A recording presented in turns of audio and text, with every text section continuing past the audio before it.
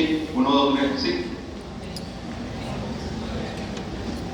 Ok, soy médico neurocirujano, egresada de la Universidad Central de Venezuela del posgrado del Hospital Universitario de Caracas, y soy médico cirujano de la Universidad de Oriente Núcleo Bolívar. Entonces, vamos a disertar el tema que nos toca el día de hoy, que son los centros motores supraespinales del tronco cerebral. Ya en las clases anteriores han visto el control de la motoneurona superior, el control de la motoneurona inferior, y la semana pasada vieron el papel que juega el cerebelo a nivel del movimiento, cuál es el papel que cumple. No sé si han visto ya ganglios basales, que también está pendiente, el papel de los ganglios basales en el movimiento. Ese tema es interesante, quedará después de este. Y nos corresponde hablar ahora acerca de los centros motores supraespinales del tronco cerebral. Estos centros motores, como lo dice el título, son centros de motoneurona superior que están en el tronco cerebral, donde ustedes saben que está localizada normalmente la motoneurona superior. En la corteza motora, eso se los dijeron, en el área prerolándica, corteza motora, el fascículo córtico-espinal. Bueno, hay unos centros motores de motoneurona superior que están en el tronco encefálico y que cumplen distintas funciones, sobre todo asociadas con la postura, el equilibrio, la coordinación motriz fina de las extremidades superiores e inferiores, y entre otras funciones. Entonces, dentro de los aspectos generales de los sistemas descendentes, o sea, del control motor, desde la corteza, donde están las neuronas motoras superiores, van a descender esas motoneuronas y van a ejercer su efecto en neuronas de circuito local que van a estar ubicadas tanto en la médula espinal como en el mismo tronco del encéfalo. Entonces, de los sistemas descendentes, la corteza motora se encarga de planificar, iniciar y dar dirección a los movimientos voluntarios. Los ganglios basales se encargan de la iniciación correcta del movimiento, y el cerebelo, como lo vieron en la clase pasada, tiene que ver con la coordinación sensitivo-motora de los movimientos. Los centros que nos corresponden a nosotros del tronco del encéfalo tienen que ver sobre todo con movimientos básicos y con el control postural. Ya vamos a ver cada apartado. Entonces, es importante saber que a pesar de que estamos hablando del sistema motor, el sistema motor necesita del sistema somatosensorial para poder interpretar ese estímulo y poder dar una respuesta motora, dependiendo de cuál sea la circunstancia. Estas experiencias sensitivas, como ustedes saben, ingresan por el asta posterior de la médula espinal en los distintos segmentos, y a nivel tanto de la médula como del tronco del encéfalo ejercen su acción también sobre estas neuronas de circuito local para dar la respuesta. No sé si ya vieron los reflejos, cuando vieron motoneurona inferior, vieron arco reflejo, vieron reflejo de retirada del dolor, cuando vieron dolor, bueno, ahí más o menos se ubica.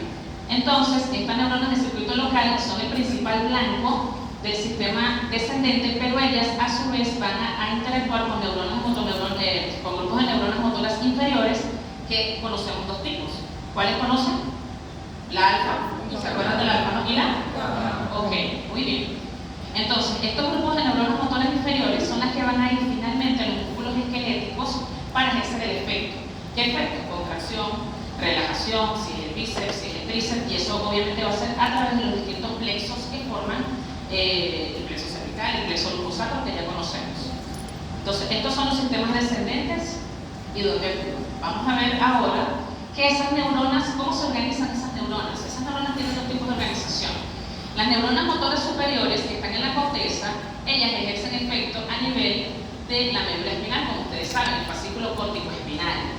Ellas van a interactuar con neuronas motoras inferiores que se encuentran en el asta ventral a nivel lateral. Nosotros vamos a hacer, en otras imágenes les voy a mostrar una subdivisión de esa asta anterior, de esa asta ventral de la sustancia gris de la médula espinal. La vamos a dividir en una porción medial y en una porción lateral.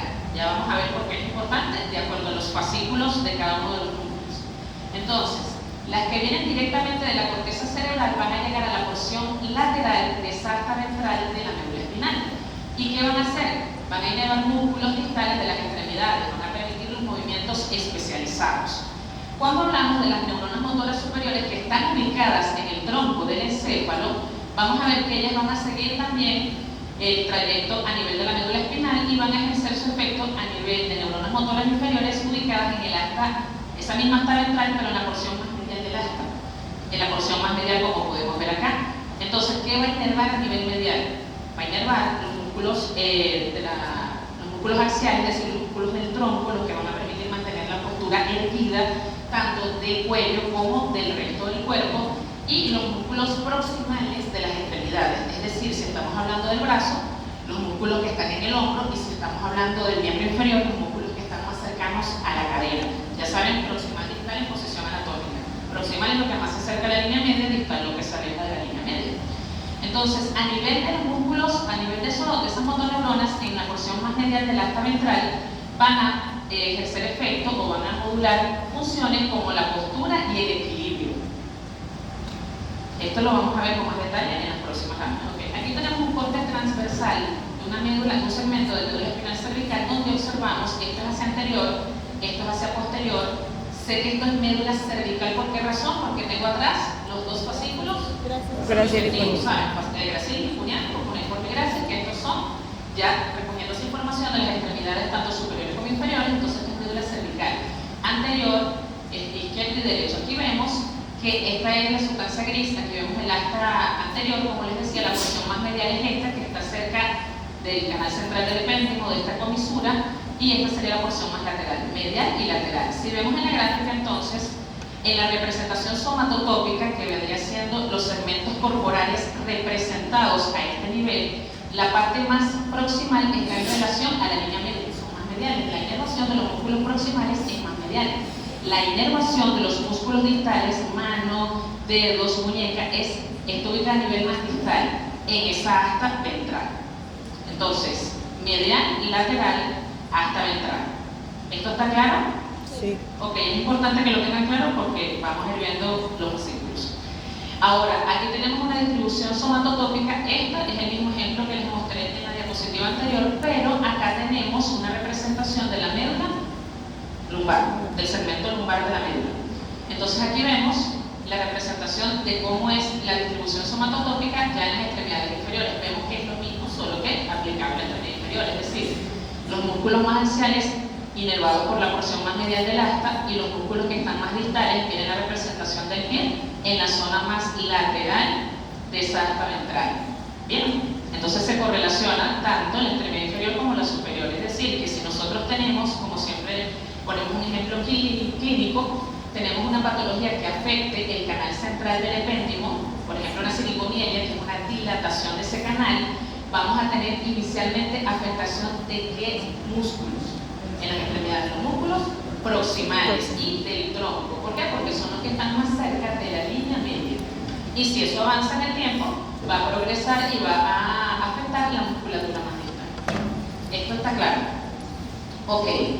Entonces, estas neuronas que se encuentran de circuito local, que ya habíamos nombrado en la primera diapositiva, que son el blanco principal de las vías descendentes, y ellas a su vez interactúan con la motoneurona inferior, ellas van a tener dos subdivisiones. Un tipo de neuronas de circuito local que son de distancia larga, que son las más mediales, como podemos observar acá en la gráfica. Ellas vienen descendiendo, descienden en distintos segmentos, van dejando fibras en distintos segmentos de la médula espinal, y hacen sinapsis en la porción más medial, que está representado acá en amarillo, de esa asta ventral, porción medial del asta ventral. Esta es una de las primeras características. Pueden estar en distintos segmentos e inervan la porción más medial de esa asta. Y otro dato que se ve allí, vamos a ver quién lo nota, ¿qué notas de diferente? ¿Qué pasa con estas fibras? Aparte de que llegan al mismo lado, se decusan, se pasa al lado contralateral. Esta es otra de sus características más importantes. ¿Y por qué esto nos interesa? Les estaba diciendo que esta zona representa la inervación de la musculatura axial. Entonces aquí tenemos una inervación para el tronco que es bilateral, de un segmento del lado izquierdo, inerva a su mismo lado y el lado contrario. Entonces aquí garantizamos una inervación segmentaria bilateral de la musculatura del tronco. ¿Para qué? Para mantener el equilibrio, para poder caminar, deambular, todo lo que hacemos con los músculos del tronco. Y se observan las neuronas del circuito local de distancia corta, que son las que están representadas más lateralmente. Estas neuronas hacen sinapsis sobre las motoneuronas inferiores que están en la porción más lateral de esa asta ventral. ¿Qué dijimos que inervaban la porción más lateral? La musculatura de la distal, los dedos, las manos, la musculatura de las extremidades distales, ¿no? Y miren la sinapsis que hacen, a pesar de que esta neurona no abarca distintos segmentos de la médula, sino que son pocos segmentos, porque aquí vemos la representación de solo una. A la hora de hacer su sinapsis, sí, digámoslo, se segmenta más. Entonces, esta se segmenta porque van a ir unas hacia la musculatura axial, unas van a ir hacia la parte medial y otras van a ir hacia la parte lateral. Esta subdivisión que está acá. Entonces, si nosotros vemos, la porción medial del asta recibe del mismo lado, recibe de las fibras que vienen mediales y también un poco de las que vienen laterales. Principalmente de las que vienen mediales, pero también un poco de las que vienen laterales. Ok. ¿Vieron los tractos que se forman, no? Ustedes nombraron el tracto córtico-espinal, ya saben que el córtico-espinal se va a subdividir en anterior y lateral, eso lo saben. ¿Qué porcentaje de fibras se decusan aproximadamente? 80, 90, bueno, algunos autores dicen que hasta 90% de las fibras se cruzan hacia el lado contrario. ¿Dónde se cruzan esas fibras? En las pirámides vulvares, muy bien. Entonces, este fascículo o tracto córtico-espinal es el principal, es el que viene descendiendo, corona radiada, cápsula interna, y que al descender este tracto va a decusarse aquí a nivel del bulbo, el 90%, va a formar el tracto, o va a cambiar de nombre y se va a llamar tracto córtico-espinal lateral. Eso significa que son fibras contralaterales, vienen del otro hemisferio cerebral. Y el tracto córtico-espinal ventral, que va a seguir del mismo lado, va a ser ipsilateral. ¿Y qué importancia tiene? Si ustedes ven, viene descendiendo. ¿Dónde está haciendo sinapsis en la motoneurona inferior? En la porción más medial del asta ventral. Entonces, ese tracto córtico-espinal ventral o anterior, ¿con qué función tiene? Control de la musculatura axial, es decir, del tronco. Contribuye a la inervación de los músculos del tronco, porque están aquí en la parte más medial, como les dije, y también al final se cruzan más abajo, pues, en cada segmento, pero en la decusación principal no. Y tenemos este otro tracto importante, que es el tracto córtico-vulvar. Como estamos hablando del tronco, nosotros vamos a hablar de formación reticular, de núcleo rojo, pero en este apartado también nombramos este tracto córtico-vulvar, porque ustedes recuerdan que hay unos nervios craneales que tienen un componente motor somático. ¿Recuerdan cuáles son? Los que van principalmente a la cara. Nosotros decimos cara porque engloba toda la cara, pero ¿qué músculos son? ¿Qué nervios son? El tercero, el cuarto, el sexto, ¿recuerdan? El trigémino, la parte masticatoria del trigémino. ¿Quién más? O sea, entonces hay varios, y el facial, no lo pueden olvidar también, el nervio facial. Entonces, este tracto córtico-vulvar va a ir haciendo sinapsis con esos núcleos de nervios craneales motores que están en mesencéfalo, en protuberancia y en bulbo raquídeo. Ok. Y esa era su función. Bueno, ya ustedes saben más o menos las funciones para no agrandarnos en la presentación. Entonces, en este mapa topográfico del movimiento, representado en la corteza motora primaria, que aquí la vemos, ya saben que eso está por detrás de la cisura de Rolando, tenemos esto que vendría siendo como el homúnculo, pero graficado, ¿no? Este es un corte coronal, un corte coronal de la mitad del encéfalo. Entonces vamos a suponer que este es el encéfalo del lado izquierdo. Esto es medial, esto es lateral o superexterno, y aquí estaría el surco de Silvio más abajo. Entonces tenemos que la representación somatotópica de las extremidades o de los segmentos corporales a nivel de la corteza es la siguiente. A nivel medial está la extremidad inferior, los miembros inferiores, pie, rodilla, hasta la cadera. Luego viene el tronco, ya en la cara superior externa. Luego viene la extremidad superior. Esta representación topográfica corresponde a las fibras que van a formar el tracto córtico espinal directamente. ¿Por qué? Porque eso es lo que va del cuello para abajo. Ahora, a nivel de la cara más inferior, la parte más caudal de esta cara superior externa, entonces caudal, está todo lo que es el rostro. Entonces ahí hablamos de los músculos del ojo, los músculos de la masticación. Esto va a formar el tracto córtico-vulvar. Entonces miren esas fibras que vienen aquí, que van a formar cada uno de esos tractos. Esto para que lo tengan en cuenta. Ok, un tipo de ejemplo que tenemos, ustedes saben, lesiones de motoneurona superior e inferior se los nombraron en clase, ¿no? Saben más o menos las diferencias, no les vamos a preguntar, pero es para que estén claros, o sea, para ver si están ubicados. Aquí tenemos, por ejemplo, de la correlación clínica de este tracto córtico-vulvar, tenemos un ejemplo de lesión de motoneurona tanto superior como inferior en relación al tracto córtico-vulvar, pero en las fibras específicamente que inervan los músculos de la expresión facial, es decir, las fibras que van a llegar al núcleo motor del facial. Entonces aquí tenemos una representación en A, B y C, donde A y B son lesiones de motoneurona superior, aquí lo vemos, y C vendría siendo la lesión de la motoneurona inferior. Entonces, en la lesión de motoneurona superior vemos que el déficit, el área que está sombreada en rojo, es la afectación de los músculos. Vamos a dividir la cara en cuadrantes superiores y cuadrantes inferiores. Aquí vemos los cuadrantes. Entonces, cuando la lesión es de motoneurona superior, pero a nivel cortical, se pierde o se altera la función motora de la extremidad del cuadrante inferior de la cara. ¿Pero qué cuadrante? El cuadrante contralateral a la lesión. ¿Ves? La lesión es de este lado y el cuadrante es del lado contrario. El cuadrante que se afecta a la lesión izquierda, cuadrante o lesión derecha, cuadrante izquierdo. Y aquí, cuando vemos la lesión de la motoneurona inferior, del propio núcleo, también vemos que se pierde el cuadrante que corresponde. Si es aquí, generalmente el cuadrante que se afecta es el cuadrante inferior. ¿Por qué? Porque el cuadrante inferior recibe inervación de un solo lado, mientras que el cuadrante superior, como lo ven en amarillo, recibe inervación de los dos lados de la corteza. ¿Lo ven aquí?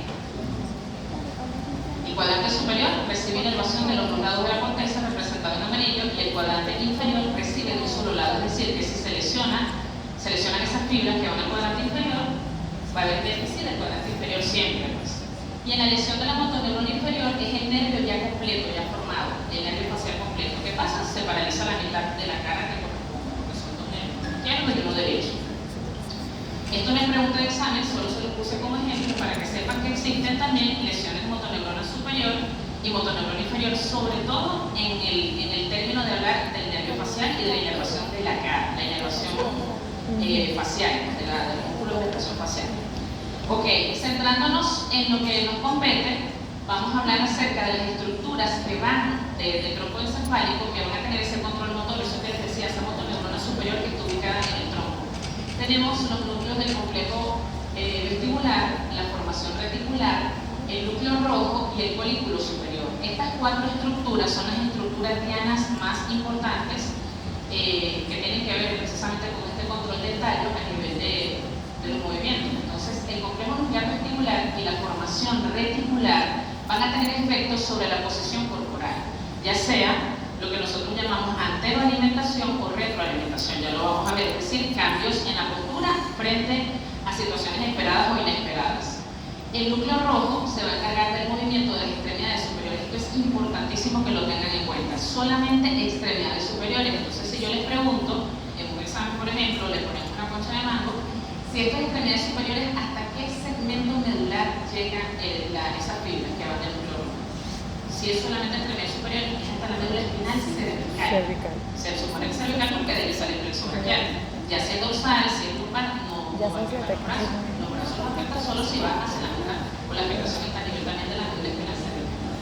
El colículo superior, que ustedes lo han visto en los cortes de tallo, sobre todo ellos tienen que ver con los movimientos de orientación de la cabeza y los ojos. El hecho de que cuando usted mueva la cabeza y los ojos, el movimiento sea sincronizado al mover la cabeza, que los ojos sigan el movimiento, que sigan ese movimiento. Entonces la corteza motora, ya sabemos, va entonces a tener efecto o va a ejercer su influencia a nivel del núcleo rojo, formación reticular, colículo superior y núcleos vestibulares. Vean la subdivisión, que esto es mucho más gráfico de lo que ya les había dicho. A nivel de la médula espinal, vías laterales, a nivel de las vías ventromediales y las vías laterales. ¿Cuáles representan la vía lateral? Un solo núcleo, el núcleo rojo. Este núcleo rojo representa o hace sinapsis en la porción lateral, como les dije, del asta ventral. Entonces, esto representa las vías laterales. Y la formación reticular, los núcleos del colículo superior y los núcleos vestibulares representan las vías ventromediales, es decir, son esos fascículos que van a llegar a la porción más medial del asta ventral que les nombré, a nivel de la médula espinal. Miren la representación aquí. Entonces, decir a grosso modo que la formación reticular, el colículo superior y los núcleos vestibulares intervienen en el control postural. Lo vemos allí. Ya dijimos que medial, ¿qué hace? Hace sinapsis, se quedan en el mismo sitio, pasan para el otro lado, musculatura axial, musculatura proximal y axial del tronco. Entonces, el control postural es lo mismo. Y en las vías laterales, que son las más distales, ya dijimos, control fino de los movimientos voluntarios. Distales, es decir, esto que estoy haciendo, agarrar esto con mi mano, escribir, hacer cosas finas, tejer, coser, todos esos movimientos distales controlados por estas vías laterales. Esto está claro. vías motoras del tronco encefálico representados ya con la ubicación anatómica que corresponde. Entonces tenemos aquí los tractos. Este tracto colículo espinal también se conoce como tecto espinal, es lo mismo, tecto o colículo espinal. Vemos que estas fibras, quiero que detallen aquí también el recorrido, la proyección de esas fibras. Del folículo superior, miren que las fibras se van a proyectar a lo largo del recto del tronco y van a llegar a la porción más medial del asta ventral de la médula, pero miren que estas fibras, ¿cuál es la salvedad que ven aquí? Que las fibras ¿qué pasa aquí arriba? Se cruzan, se van contralateralmente, ¿no? Si lo vemos también en las del núcleo rojo, vemos que el núcleo rojo también está. ¿Dónde está el núcleo rojo? Está más o menos intercolicular. Él está en relación a los folículos, más o menos más hacia el superior que hacia el inferior, pero está anatómicamente lo describen como que está intercolicular. Intercolicular, es decir, trazamos una línea entre los dos folículos, tanto superior como inferior, y ahí debería estar ubicado en el tegmento del mesencéfalo ese núcleo rojo. Entonces las fibras del núcleo rojo también se van a cruzar y van a bajar contralateralmente y van a llegar a donde, como yo les dije, el núcleo rojo es la única que llega a la porción lateral del asta. Esto no tiene que ver, las demás, vestibular, formación reticular, llegan a la porción medial del asta. Entonces estas van a llegar a la porción lateral del asta y van a inervar los músculos superiores, como ya les comenté.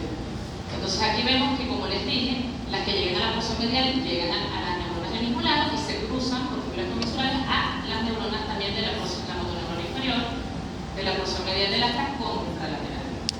Esto está aquí, ok, perfecto. Ahora vamos a ver los otros tractos, el tracto retículo espinal. Recuerden que en médula, yo siempre le digo a los muchachos en la clase, el prefijo y el sufijo es importante. Cuando nosotros vemos prefijo, sufijo, retículo espinal, la primera parte de la palabra representa de dónde nacen esas fibras y la parte final representa dónde van.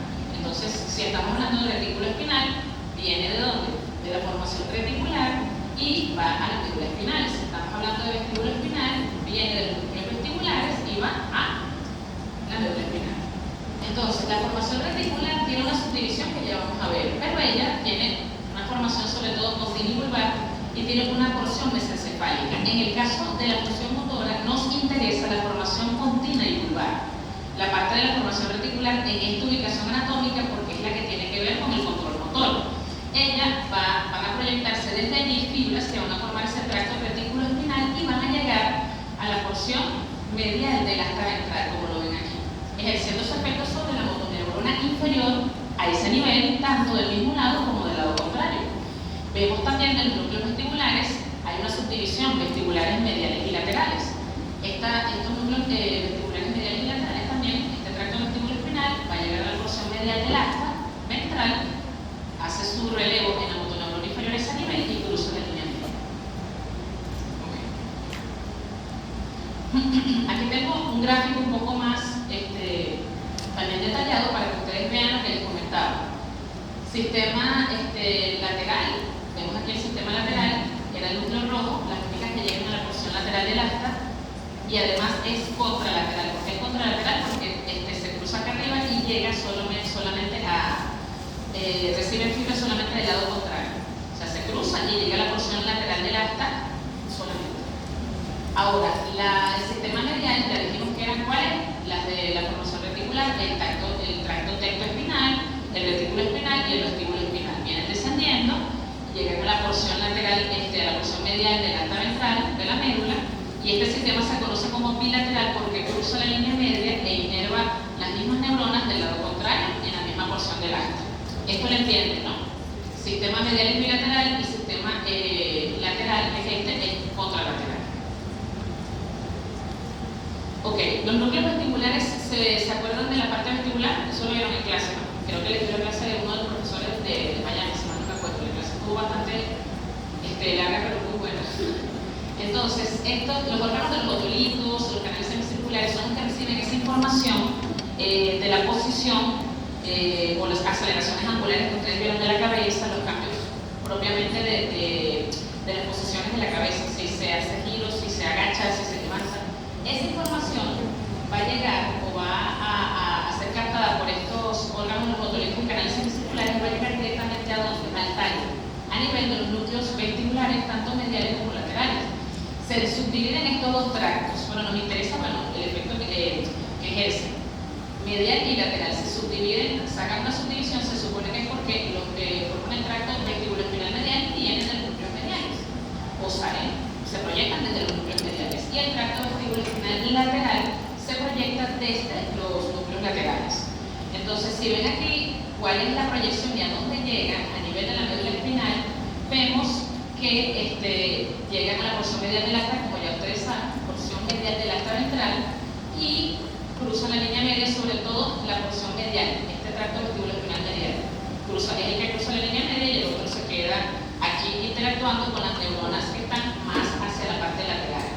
Para eso lo subdividen, como para hacer esta salvedad aquí. Entonces, estos van a inervar los músculos axiales del tronco, y los que se quedan un poco más mirando hacia la porción lateral van a inervar los músculos proximales. Entonces, este fascículo vestibuloespinal lateral contribuye un poco a la inervación de la musculatura proximal de las extremidades superiores también.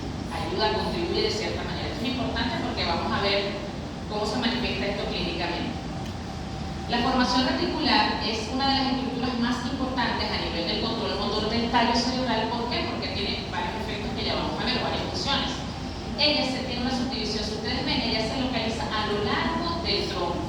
Les decía que hay una porción rostral, que es la que está a nivel mesencefálico, y una porción caudal, que es la que está continuo vulvar o bulbo continuo. Esta parte más rostral, que es la que está en relación al mesencéfalo, esta tiene que ver con otro tipo de actividades. La formación reticular, ustedes se acuerdan del sistema Rama o SARA, no sé si lo han visto, el sistema reticular, no se lo van a ver, pero en la próxima unidad que ve funciones elevadas. Pero hay un sistema que se llama SARA o Rama, que es el sistema reticular activador multisináptico ascendente. Bueno, estas neuronas que están aquí, que es una red intrínseca, por cierto, intrincada, se llama formación reticular porque no son núcleos bien definidos. Ustedes el núcleo rojo en cortes de mesencéfalo lo ven redondito, y hasta en la tomografía, en la resonancia, nosotros vemos el núcleo rojo en ciertas resonancias con buena resolución. La formación reticular no se ve así. Eso no son núcleos redonditos, eso son una red enmarañada. Por eso se llama formación reticular, de grupos neuronales que tienen sus funciones subdivididas así desde el punto de vista funcional, autonómicas, motoras, etc. Entonces, esta porción pontobulbar es la que nos interesa porque es la que es premotora. Sin embargo, dentro de sus funciones premotoras de esta formación reticular hay varias funciones. Vemos que tienen que ver con los centros de la mirada. Cuando ustedes hablaron del control motor de la mirada, les tuvieron que haber nombrado formación de la formación reticular, les tuvieron que haber nombrado. Las neuronas del circuito local, que ya ustedes saben, esas neuronas del circuito local que están en todo el tronco y están en la médula. Ya les dije, tronco y médula, ahí las ubicamos.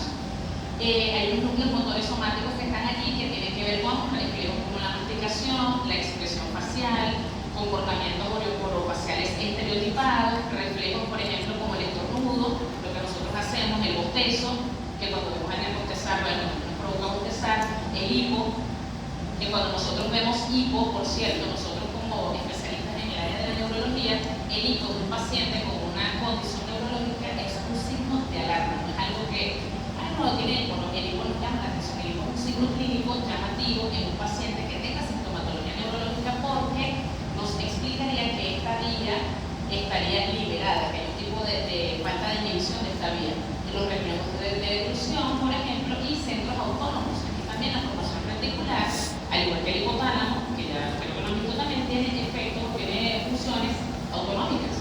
Entonces, las funciones autonómicas, por ejemplo, los núcleos motores viscerales primarios, como este núcleo, el motor dorsal del vago, que tiene que ver con el centro cardioinhibitorio, es decir, con el automatismo que tiene nuestro corazón. Esa señal automática que el nuevo sinusal recibe, ¿viene de dónde? Viene del tallo. ¿Viene de dónde? Del núcleo de la formación reticular, que es en dónde? En el tallo. ¿En qué parte? Bueno, cortina vulvar, principalmente aquí sería más vulvar, la porción o la subdivisión vulvar. Entonces vean que el abanico de funciones premotoras es bastante importante. Esto es preguntadores.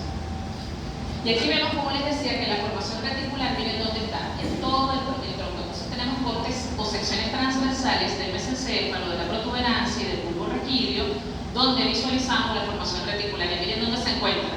Por ejemplo, aquí en el mesencéfalo, en el tegmento, entre los folículos y el núcleo rojo, en la formación continua están atrás, detrás de estas fibras corticoespinales y del lemnisco, y en la formación reticular vulvar también están un poco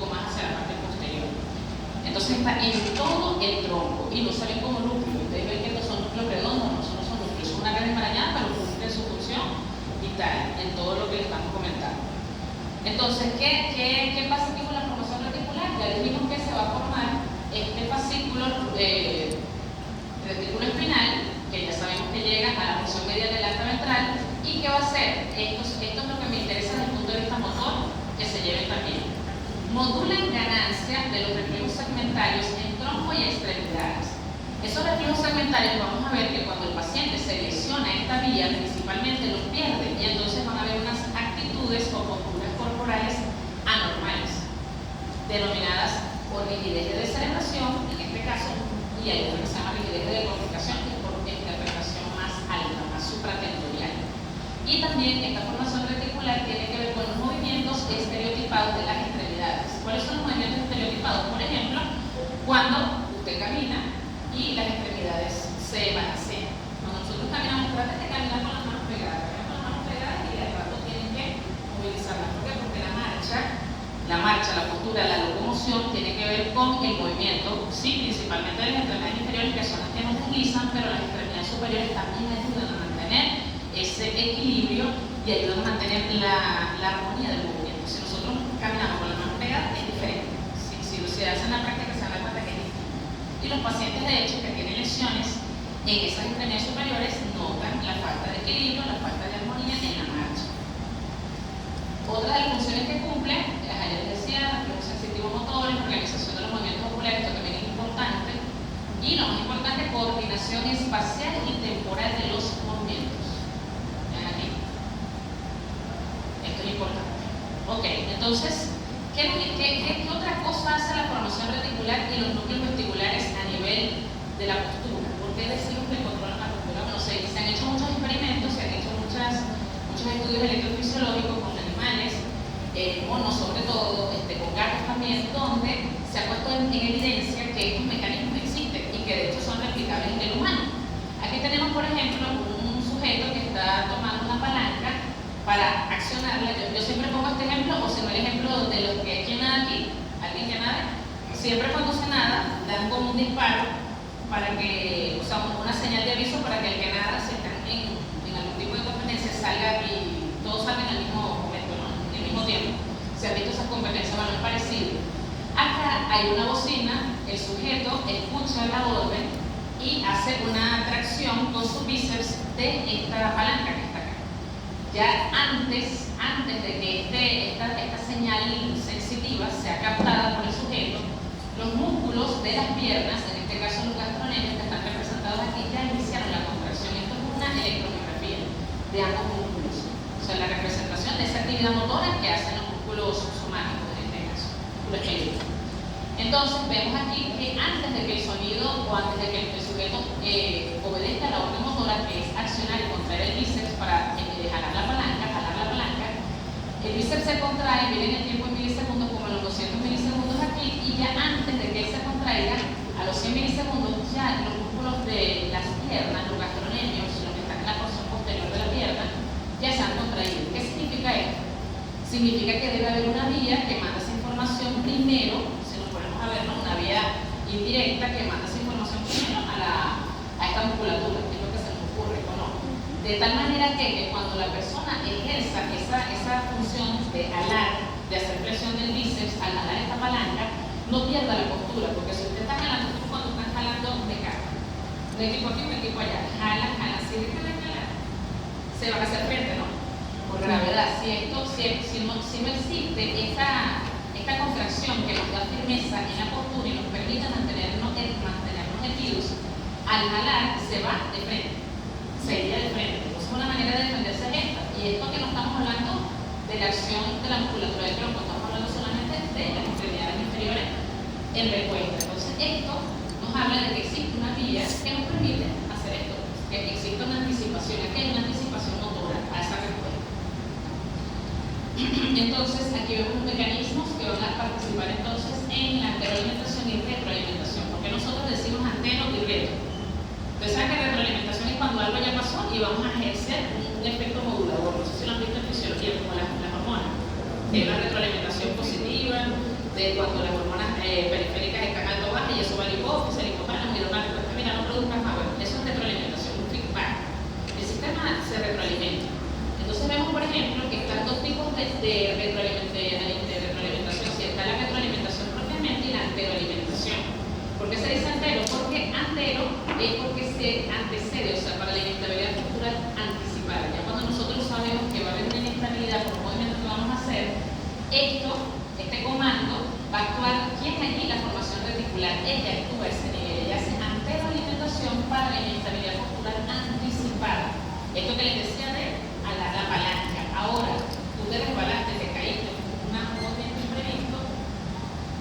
inestabilidad postural que no estaba prevista, que no estaba anticipada, el organismo, mientras pasa eso, o sea, los músculos axiales, los músculos somáticos van a hacer su contracción adecuada. ¿Para qué? Para evitar la caída. Entonces, esto es un mecanismo de retroalimentación para esa inestabilidad postural no anticipada. Esto lo hacen los núcleos vestibulares. Ellos son los que mandan la señal, reciben la información del oído, me estoy cayendo, perdí el equilibrio, porque esos sensores están para captar precisamente esos cambios posturales.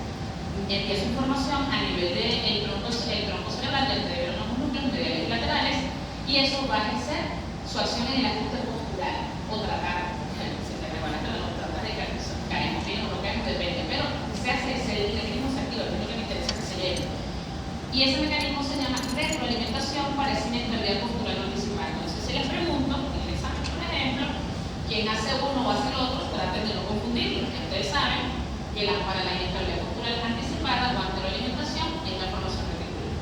Y para la inesperada o la no anticipada es los núcleos vestibulares. Ellos dos trabajan en sinergia en ese sentido, manteniendo como mecanismos de control postural, tanto anticipatorios como no anticipatorios. Entonces, movimiento de la esternagita y al final se hace el ajuste corporal, que es lo que estamos buscando. ¿Está claro esto? Sí. Ok. Entonces, les decía ahorita, tomando en cuenta que cuando hacemos la flexión del bíceps podemos perder, podemos tener cierta inestabilidad, y les decía que ya se contraen los músculos de la pierna en respuesta a ese movimiento que va a ocurrir. ¿Qué vías funcionan aquí? ¿Qué vías están pasando aquí? Bueno, hay dos tipos de vías, a través de los cuales la corteza ejerce su efecto sobre la médula espinal. Hay una vía indirecta y hay una vía directa. La directa ya la conocemos, primero para verla, que es la vía del tracto córtico-espinal lateral, lo que habíamos dicho, las fibras que se usaron vienen en la fibra, bajando la corteza, pasan por todo el tronco, llegan a las pirámides, se despusan el 90% y bajan a nivel de los segmentos medulares como tracto córtico-espinal lateral, representando la motoneurona superior de la corteza contralateral y haciendo efecto ¿dónde hace efecto? Como yo les había comentado, en la porción más lateral del asta ventral de la médula. Esta vía directa. Entonces, ¿a quién se parece ella haciendo efecto allí? A la del rubro espinal. Es la única que ya les dije, que es lateral, pero del tronco. Esta no es del tronco directamente, sino de la corteza. Córtico, porque viene de corteza espinal y lateral. Esta es la vía directa. Esta se encarga del control de los movimientos distales de las extremidades. Entonces, esta vía fue la que se nos activó cuando hicimos el movimiento de palanqueo. Esta vía directa se activó para ir hacia el músculo gastrocnemiano. Esa señal llegó de una directa. Contracta para que no te caigas. Y en la vía indirecta, ¿quién participa? La vía indirecta es la de la formación reticular. Viene la información desde la corteza, llega a esa formación reticular y de la formación reticular desciende, llega a la porción medial del asta ventral, ya saben, inerva en el mismo lado y el lado contralateral. Se llama tracto córtico retículo espinal. Corteza, formación reticular, médula espinal. ¿Y qué hace? Ajustes posturales. Esta se encarga de hacer ajustes posturales. Entonces, estas dos vías se potencian o se ayudan entre sí para ayudar a mantener la postura corporal, ya sea en ajustes de la musculatura axial por inervación de la musculatura axial del tronco, o ya sea por inervación de la musculatura distal de las extremidades. ¿Esto está claro? Es importante que lo sepan entonces, porque también se puede preguntar. Entonces, yo siempre les digo a ustedes, para que ustedes se van a aprender todo esto, o sea, ¿de qué sirve saber estas vías? ¿Cuál es la aplicabilidad clínica de esto? Porque si no se aprenden algo que tenga aplicabilidad clínica, se les va a salir en algún momento después que pase el parcial y se les va a olvidar. Y esto es algo que queremos que les quede. Si nosotros tenemos lesiones, se han hecho experimentos, uno fue Thomas Sherrington, que hizo experimentos con animales, con ratas, como les dije, con monos, hasta con gatos, de descerebrar al individuo, descerebrar. Porque era descerebrar, no era desconectarle o hacer una sección a nivel del tronco encefálico donde se pensaba que estaban estos núcleos, estas estructuras que les estoy nombrando. Entonces, se describe una rigidez de descerebración o rigidez descerebrada, por ejemplo. ¿Qué pasa aquí? ¿Qué es lo que ocurre? Existe una lesión a nivel del tronco. Este es el tronco representado en amarillo, muchachos. Hagamos un acto de fe y crean que esto que está aquí arriba es la corteza cerebral y que está el cerebro, ¿no? Esto es una vista, digamos, sagital de estas estructuras. Entonces, mesencéfalo, protuberancia 1. Aquí vemos ciertos fascículos que vienen descendiendo, está el rubro espinal, siente el núcleo rojo, que va hacia adelante, el retículo espinal, formación reticular, y el vestíbulo espinal, ojo, que es el más posterior. Recuerden que los núcleos vesticulares están en la porción posterior como de la fosa romboidea, ¿se acuerdan? Más o menos de la ubicación, perfecto. Entonces, ¿qué pasa cuando nosotros lesionamos o tenemos una afectación a nivel intercolicular? Es a nivel del núcleo rojo o por debajo del núcleo rojo. Intercolicular o por debajo, podemos decir por el núcleo rojo o por debajo del núcleo rojo. Intercolicular, ¿qué pasa? ¿Qué va a haber? Va a haber una afectación de esa vía, o sea, va a haber una afectación de las vías cerebrales descendentes, estas vías cerebrales descendentes que venían desde la corteza, que venían por la cápsula interna, van a verse interrumpidas y va a haber un tipo de liberación. Ustedes se acuerdan que la motoneurona superior es un efecto inhibitorio, por decirlo de alguna manera, sobre la motoneurona inferior, y que cuando la motoneurona superior no está ejerciendo ese efecto, existe una liberación de esa motoneurona inferior, que se manifiesta como, ¿de acuerdo? ¿Cómo se manifiesta? Hiperplasticidad, hipertonía, hiperreflexia, ¿no? Cuando hay lesión de motoneurona superior, la inferior queda libre, y que hay exacerbación de los reflejos. Entonces hay hiperreflexia. Ok, entonces esta vía se interrumpe y van a ver, ¿qué va a haber? Va a haber una hiperactividad de la motoneurona gamma, específicamente de ella, por este tracto retículo espinal que queda aquí comandando el retículo espinal, y entonces va a haber hipertonía, inhibición de la flexión y exageración del estiramiento o extensión anormal, como lo hemos representado clínicamente aquí. La rigidez de descerebración, vean cómo se comporta o cómo está el sujeto. Esta rigidez, muchachos, es una condición grave desde el punto de vista neurológico. Cuando nosotros evaluamos, por ejemplo, un paciente que nos llega con un traumatismo craneoencefálico, que tuvo un choque en moto, que eso hay bastantes y lo vemos en los hospitales donde trabajamos, que todavía no están en hospitales, pero cuando estén en Luciana, en Coche, donde estén, van a ver que van a llegar pacientes con alteración del estado neurológico producto de un evento traumático. Por ejemplo, un golpe en la cabeza, una fractura, se rompió el casco, que se les había eyectado de la moto. Llegó el paciente así, en esta condición. Nosotros tenemos una escala de coma de Glasgow, que no sé si la han oído hablar, para evaluar la condición neurológica de emergencia, que tiene 3 componentes: apertura ocular, respuesta verbal y respuesta motora. Bueno, este tipo de pacientes que llegan con estas lesiones, que esto se llama rigidez de descerebración, que manifiesta clínicamente, miren aquí, las extremidades superiores, miren la postura y miren las extremidades inferiores. La extremidad superior que tiene una extensión anormal, hay una abducción del hombro, es decir, se acerca la extremidad superior al tronco, o sea, en este caso el tronco. Hay una actitud de pronación del antebrazo, el antebrazo se prona, es decir, supino, prono, se pone viendo la palma hacia abajo, y de hecho la palma se rota, la muñeca pues se rota. Esto es lo que pasa en las extremidades superiores. ¿Por qué pasa esto? Pregunto yo. ¿Por qué pasa esto? ¿Quién se encarga de esto? ¿Quién mueve las extremidades superiores? Entonces, en esta rigidez de descerebración, ¿qué pasa? Que el núcleo rojo está lesionado o está por debajo de la lesión. Entonces, ¿qué pasa? Que no hay flexión, sino extensión. ¿Por qué? Porque se libera, se pierde, mejor dicho, se inhibe. No se pierde, sino que se inhibe esta vía. Y entonces, por eso la flexión está inhibida.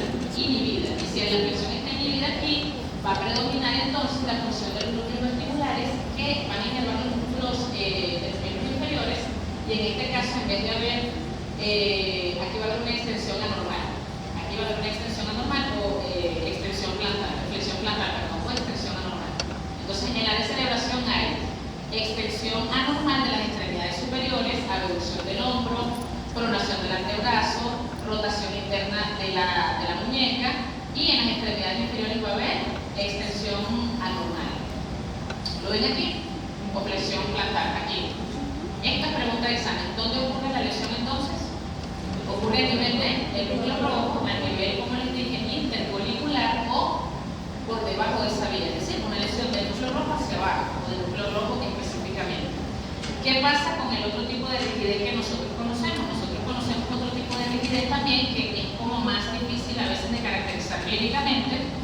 ¿Dónde está ubicada la lesión? Ojo, no las manifestaciones, sino dónde está ubicada la lesión, que es la rigidez de decorticación. Descerebración y decorticación no es lo mismo, pareciera, pero no. Entonces, decorticación, ¿en qué hay aquí? Ahí vamos a ver la posición para que lo vean que esto es lo contrario. ¿Qué pasa en las extremidades superiores? En la decorticación, hay una flexión anormal. Las extremidades se apoyan sobre el tronco y hacen esto. Y de paso los puños se buscan cerrar. Las extremidades dentales hacen, los dedos hacen el cierre, reflejo de presión. ¿Qué pasa en las extremidades inferiores? Hay una flexión aquí, ya no hay una extensión, generalmente es unilateral, pero también puede ser bilateral. Hay una inversión del tobillo. Miren esto, a diferencia de lo otro que les había explicado. ¿Ven la diferencia? En las extremidades inferiores. Entonces, ¿qué pasa aquí? En la rigidez de decorticación. El reflejo de flexión y presión de las extremidades superiores está activado. Por lo tanto, hay esto que les comenté, flexión anormal. ¿Por qué? Porque hay una activación o falta de inhibición de ese tracto rubroespinal. Recuerden que el rubro, núcleo rojo, miembros superiores, núcleo rojo, miembros superiores. Eso no se activa. Y la extensión anormal de las extremidades inferiores va a venir por activación del tracto vestíbulo espinal. Entonces, ¿qué va a pasar aquí? Esto, la rigidez de decorticación ocurre o se manifiesta clínicamente cuando existen lesiones de estas vías motoras descendentes, pero la lesión está por donde, por encima del núcleo rojo, no está por debajo ni al nivel del núcleo rojo, por encima. ¿Por encima en dónde? Por encima, en la corteza motora, en la corteza premotora, se habla de que cuando la lesión es cortical debe ser extensa para poder nosotros visualizar esta rigidez de decorticación. En la columna radial es mucho más fácil que se vea porque ahí las fibras ya se están juntando, ¿saben? No se están empaquetando. En la cápsula interna también, porque la cápsula interna es una estructura, yo siempre lo digo, guillotina, donde todas esas fibras están empaquetadas en un trayecto o segmento corto de tejido y hasta en el tálamo. Entonces, este tipo de lesiones supratentoriales, ¿por qué decimos supratentoriales? Porque están por encima del tentorio, es decir, no involucran el tallo, están por encima del tallo, para que lo entiendan. Son las que tienen que ver con la rigidez de decorticación y estas son las características. Esta diferencia tiene que saberse. Aquí se ve bien, decorticación, corteza cerebral, lesión en esas vías descendentes, el núcleo rojo indente, como vimos allá, la lesión estaba más arriba. Entonces, esta vía está libre, no está inhibida, por lo tanto, da estas manifestaciones que ya vimos. ¿Se entiende aquí, verdad? Perfecto. Ya estamos por terminar. Entonces, esta es la última diapositiva, muchachos. Una de las cosas, esto lo sacamos del cambio. Una de las cosas que se estaba tratando de interpretar acerca de la locomoción, de por qué nosotros podemos mantener la postura, qué pasa a nivel del tronco, que ya sabemos que juega un papel fundamental en el control postural, era la determinación de ciertos sujetos que se descerebraron en ciertos monos de la presencia de una región llamada región locomotora mesencefálica, que estaría ubicada por aquí más o menos, en relación más rostral, recuerden caudal, en relación más caudal. Esta región locomotora, ella, en pacientes que están decorticados, porque tienen su tallo íntegro, se vio en estos sujetos que cuando los colocaban en posición erguida en una caminadora, ellos hacían el movimiento de la marcha. Hacían el movimiento por el colocarlo, había algún estímulo previo. Entonces, esta vía, esta región locomotora mesencefálica, ella ejerce efecto a nivel de la motoneurona inferior, pero no de manera directa. Ella necesita la presencia o la integridad de esta formación reticular, que ya la habíamos nombrado. En este caso, la porción más medial de esta formación reticular, la que está a nivel del bulbo, para que ella, que sí tiene axones que llegan directo al asta ventral de la médula, en la porción más medial, como ustedes saben, haga a través de este tracto, que lo denomina retículo espinal ventral, efecto en la médula y pueda haber la contracción y la función motora. Entonces, eso ha pasado. Organismos descerebrados, pacientes que tienen lesiones de las vías altas, pero indemnidad del tallo, colocando electrodos y haciendo estímulos, se activa el movimiento en pacientes descerebrados, en sujetos descerebrados. ¿Por qué? Porque se demostró entonces que aquí hay cierta autonomía, que hay ciertos núcleos que pueden tener ese comando motor. Entonces, esto es un punto de comando motor y este es otro punto de comando motor. Por lo tanto, ¿qué va a haber? Va a haber movimiento si se estimula con electrodo y se busca la respuesta. Puede haber. Y las vías aferentes que también están involucradas. Hay unas aferencias, no sé si ustedes lo vieron en dolor, hay unas aferencias sensitivas que llegan directamente a la médula sacra, ¿se acuerdan? Y esas aferencias dan también una respuesta motora correspondiente sin necesidad de la intervención cortical